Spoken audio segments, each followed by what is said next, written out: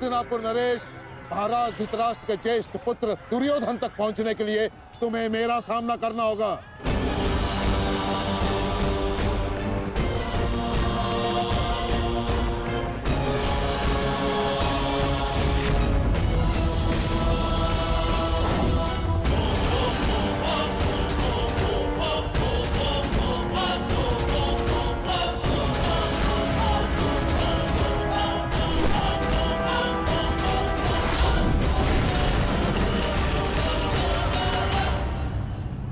अद्भुत अर्जुन, मुझे गर्व है तुम पर। माना कि भ्राता अर्जुन आपके प्रिय है, परंतु हम भी आपके शिष्य हैं गुरुदेव। अपने साथ द्वंद करने का अवसर हमें भी प्रदान करें। अवश्य पुत्र, परंतु स्मरण रहे एक क्षण तुम्हारे समक्ष तुम्हारे गुरु द्रोण खड़े हैं।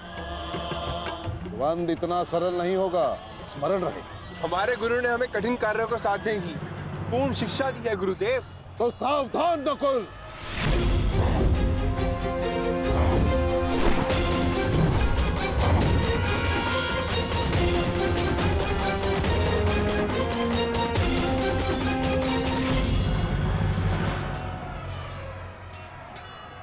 कहा था मैंने कि द्वंद्व सरल नहीं होगा।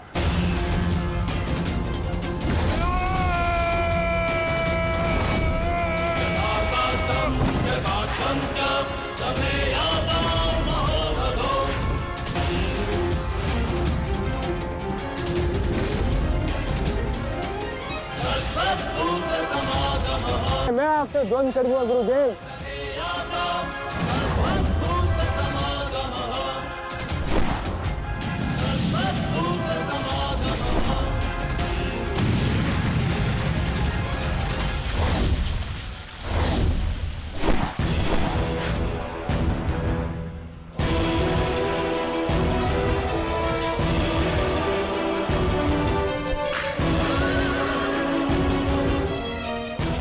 द्वंद्व का समय आ गया है।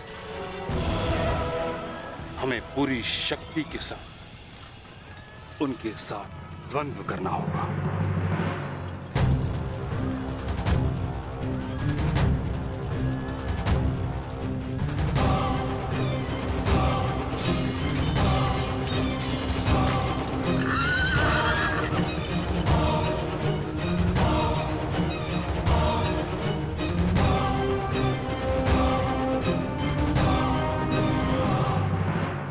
क्या हुआ पुत्र? जो कर्तव्य पूर्ण करने आए हो वह करो। मेरे साथ द्वंद्व करो। रुक क्यों गए? आक्रमण करो मुझ पर। कर्म से बड़ा कोई धर्म नहीं पुत्र। पितामह ने उचित कहा, अपने कर्तव्य का पालन कर। स्मरण है ना पार्थ, ना कोई बंधु है ना कोई बंधा, ना कोई मरता है ना कोई मारता है। ये सब आत्माएं हैं।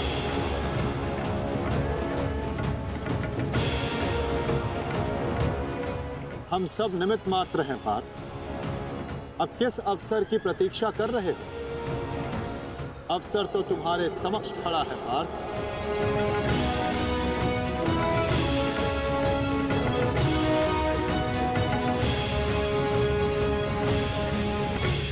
यदि तुम मुझ पर प्रहार नहीं करोगे अर्जुन,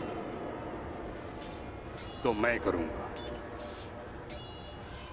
और तुम्हें तुम्हारे कर्तव्य से अवगत कराऊंगा।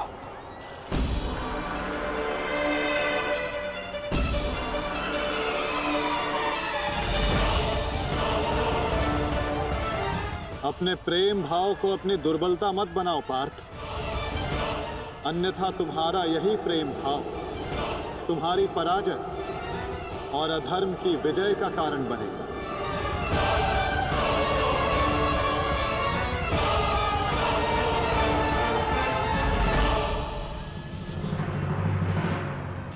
शस्त्र उठाओ पार्थ। प्रहार करो अपने शत्रु पे। प्रहार करो पार्थ।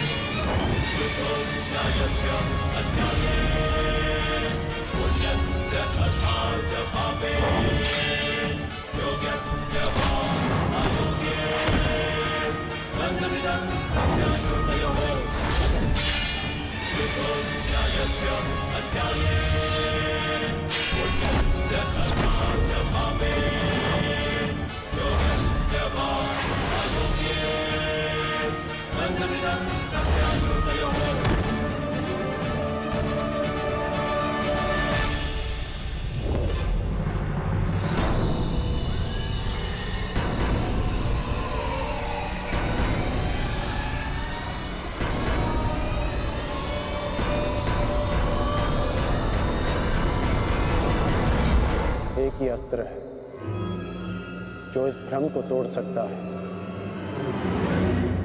सत्य कीर्ति अस्त्र।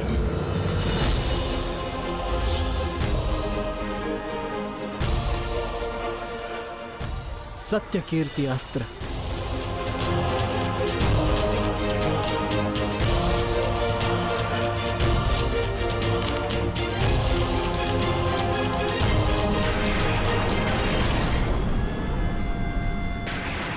मुझे अपने कर्तव्य का पालन करना ही है। तुम भी अपने कर्तव्य का पालन करो मित्र। हम दोनों को कोई नहीं रोक सकता।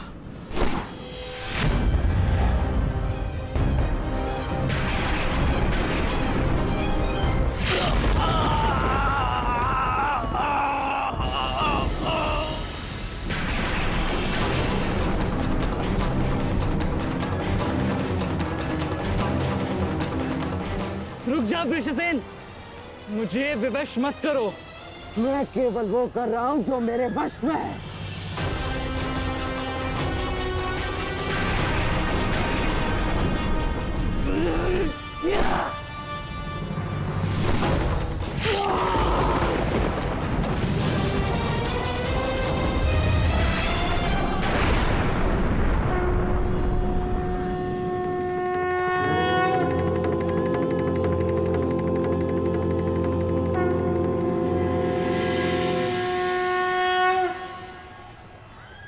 अद्भुत। मुझे तुम पर गर्व है पुत्र।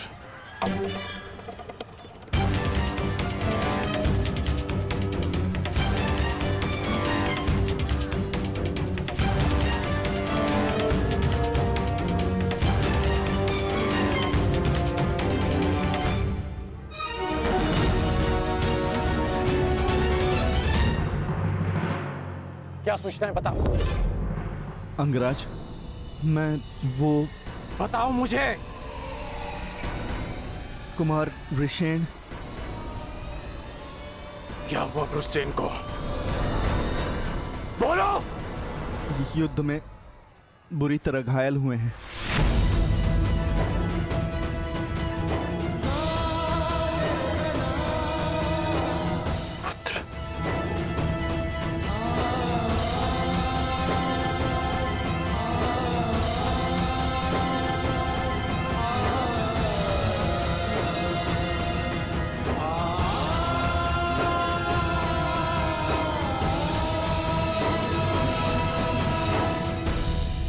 हम एक दूसरे पे क्यों प्रहार कर रहे थे?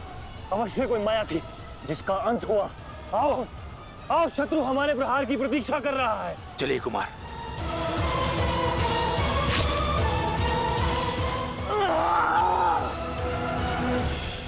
तुम्हारे कौशल और शौर्य को नमन है वृषसेन। अनुमान नहीं था कि कौरव सेना में ऐसे कुशल योद्धा से सामना होगा। सूर्यास्त में समय अभी शेष है अभिमन्यु, और हमारे तुनीरों में बाण ली तो समय व्यर्थ ना करते हुए द्वंद्व आरंभ करे। तो मैं प्रस्तुत हूँ योद्धा।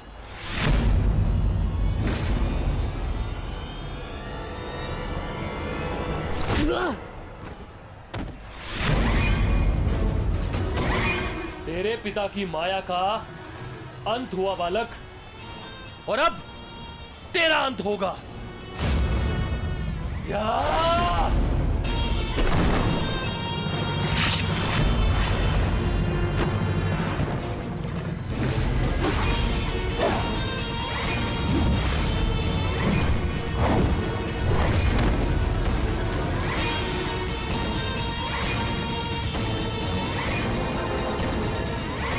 हार तब नहीं होती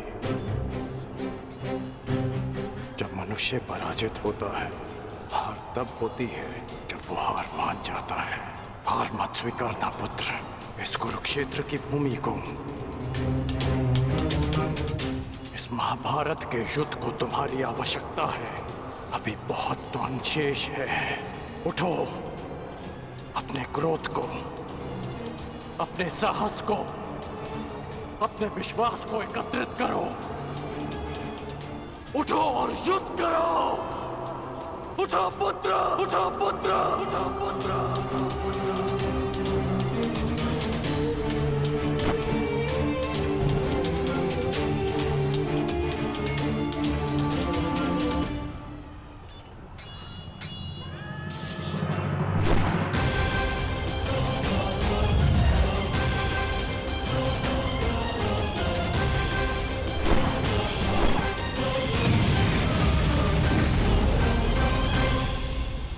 माधव, पितामह के प्रहार प्रतिक्षण बलशाली होते जा रहे हैं।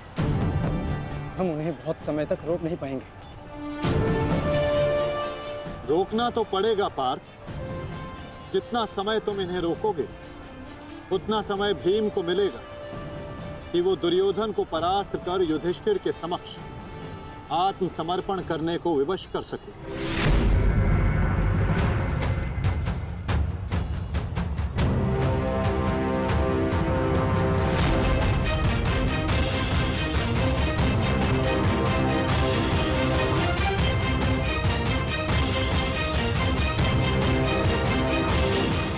दुर्योधन, ये युद्ध भूमि है, कोई रंग भूमि नहीं कि औरों के द्वंद्व का तुम आनंद उठा सको।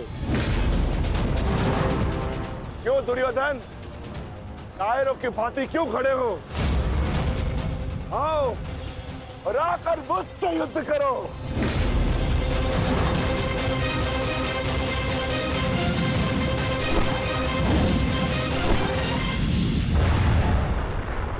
गंगापुत्र, शीघ्रता कीजिए। अर्जुन आपको द्वंद्व में उलझा रहा है। इधर भीम दुर्योधन की ओर बढ़ रहा है। महामहिम, कुछ कीजिए।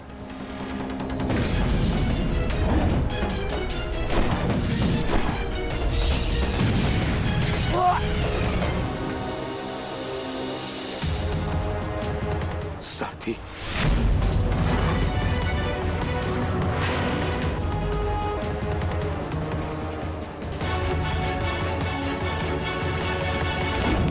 सावधान अर्जुन। या तो तुम युद्ध करना भूल गए हो या फिर तुम्हें युद्ध करने का साहस नहीं है। दुर्योधन नहीं, नहीं दुर्योधन, भीम तुम्हें उकसा रहा है। द्वंद्व में मत फंसना। उचित कहा मामाश्री। मेमनों के आखेट के लिए सिंह आगे नहीं बढ़ते। बस भूखे भीम के लिए तो मेरी कलिंग की सेना ही पर्याप्त है। कलंक के वीरों, आक्रमण करो और इसको बंदी बना लो। जाओ।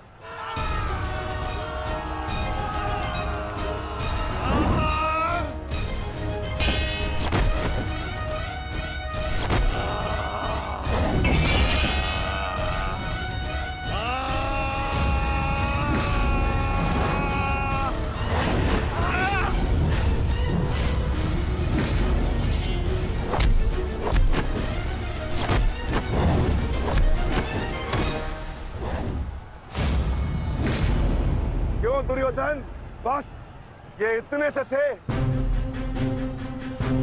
अरे इनसे तो युद्ध करके मेरे हाथ पैर भी नहीं खुले।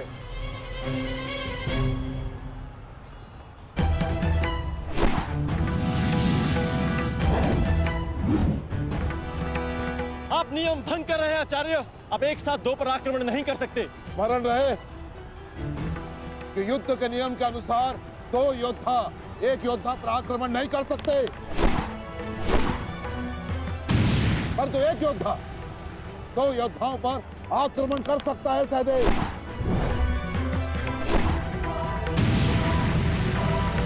क्या करें नकुल, कुछ करना होगा।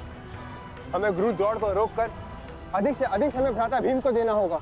युद्ध सभा में चीख चीख कर अपने पौरुष का बखान करने वाले एक नपुंसक के भांति क्यों खड़े हो? अब किसे लाओगे अपनी ढाल बनाकर?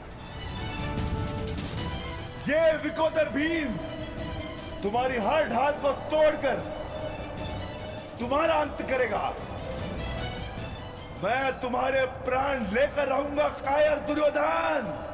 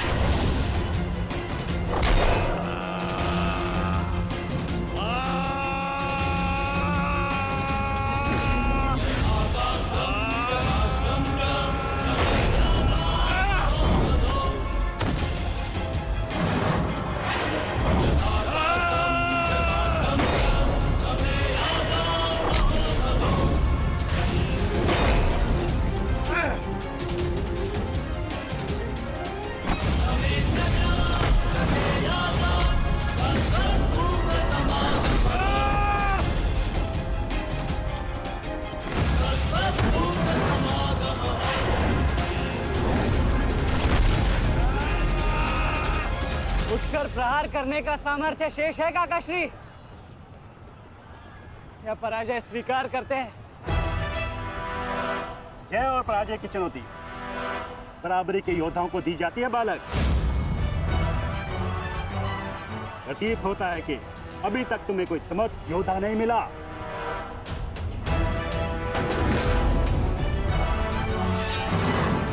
मैं शब्दों के बाण नहीं चलाता नानाश्री। अच्छा, तो युद्ध करो या समर्पण करो।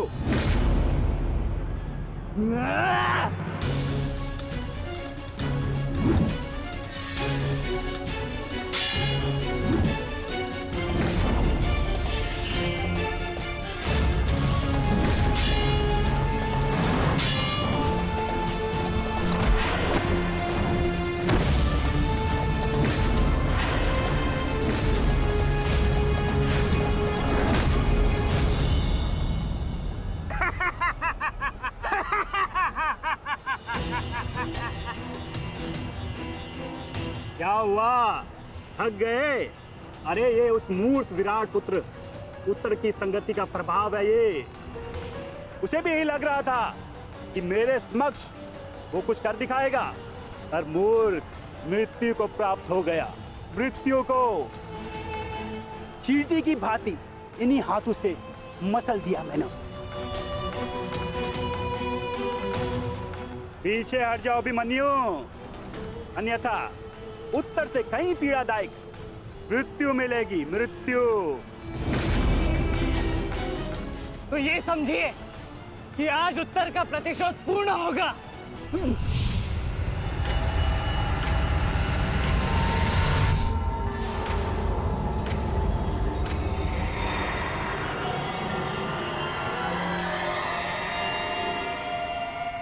फिर से मूर्खता कर रहे हो अभिमन्यु। मेरी शक्तियों के बारे में ज्ञात नहीं है। शत्रु का क्रोध मुझे और बलशाली बनाता है। बलशाली।